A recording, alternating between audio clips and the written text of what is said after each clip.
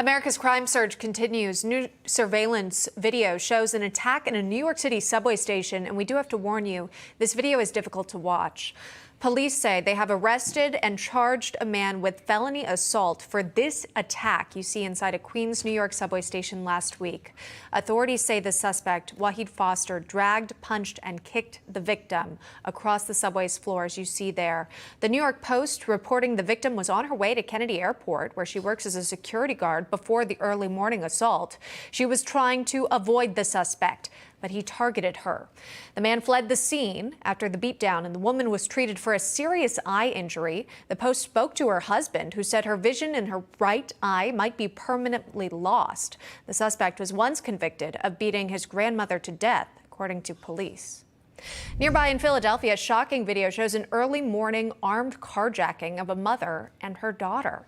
Philadelphia police say no one was injured in this incident. The search, though, is on for the suspect. Yeah, it's tough to watch a lot of that stuff and even telling these stories. Joining us now to discuss it is former Milwaukee Sheriff David Clarke. Sheriff, welcome back. We appreciate your time here. So you're watching these videos, and I'd like to get your reaction just overall of what you saw there in the subway station. You see this man here targeting this woman. What goes through your mind? Savagery. That's what this is. Look, the first question I have is, where are the transit police? New York, Chicago, Washington, D.C., they all have a transit police unit. They're nowhere to be found. They're nowhere to be seen. And so you're going to see more and more of these kinds of attacks that are going on in these public spaces. I think that there's a quiet resignation on behalf of citizens throughout this entire nation, that the government can no longer keep them safe. The government's in denial about it. The mayors of these cities, they want to blame all these external forces for this surge in violent crime, when in fact it's their lax policies that have contributed to this. They've crashed the criminal justice system. The infrastructure has been totally collapsed. And so, the system being the courts, the prosecutors, the police, and corrections, they all have to be working in concert with each other in order for it to be successful. None of them are working right now. I know that would be such a tremendous fear of yours. You're just trying to get to work in the morning, and then, of course, you come and are randomly attacked by someone so violently so. It's disturbing to watch that video play out. We've heard from the New York Governor, Kathy Hochul. She announced a plan to install security cameras into subway cars. It's set to take place by the year 2025. Is that a step in the right direction? Is that going to make any sort of difference in the criminal activity we've seen? Well, look, she is under the misconception, if you will, that there are not already surveillance video. We just watched it. And so what that is an excuse. It's a delay. It's a denial about what's really going on here in these public spaces. Now, all of a sudden, this crime's been going on. This type of brazen violence has been going on for years. Now, all of a sudden, she's got a plan to deal with this thing. It's a day late and it's a dollar short. Here's what I would do.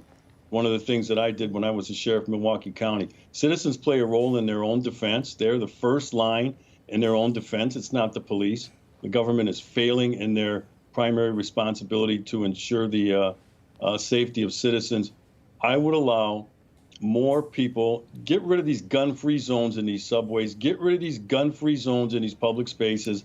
The criminals are armed anyway. They don't care. And then the guy who was beating that woman to death, he didn't have a gun. However, had she have been armed and had more people be armed, it would give the criminals something else to think about. So I would allow lawful citizens to give them a special permit dispensation in these public spaces to go armed if they feel that they're capable of doing it and they want to do it. Make that the first line of defense, not waiting around for transit police or police on the street. I wanted to move on to a different topic, but before I do, I just have a plain question to ask you. We watched that horrifying video of that woman being beaten. There's a moment in the video where a man runs up, right? Just another guy comes through the turnstile as if he's going to assist here or help this woman in need when the video started, and then he flees. My question for you is this: as a sheriff, you've been in law enforcement for quite some time here. Again, here's that moment. Again, you see this guy, the citizen, walk up there. As you zoom in, goes through the turnstile, attempts to go and help on his own, but gets scared and runs back. Do you tell other, you watch this and you're like, where is everybody? Why isn't anyone helping her? But do you actually advise that? Do you tell someone to help if you see someone being attacked like this? Do you approach the suspect at this time in a moment of violence? No, I don't. And the reason is because right at that moment, that guy wasn't ready to take on that subhuman creature there that was beating that woman. He thought about it. His impulse and his instincts told him he should, but then, he realized I'm probably not going to be able to handle this, which is why if that guy would have been armed, the guy who came to help, you'd have had a whole lot of different response, which is why I said they need to get rid of these gun-free zones and allow people to play their rightful role in their own safety and in defense of others. By the way, that same suspect, I believe, has a major rap sheet and convicted for killing his grandmother as well, and yet still out and committing violence, as you've seen there in the city of New York. Sheriff David Clarke joining us live. Sheriff, thank you. Before we head to break, a lot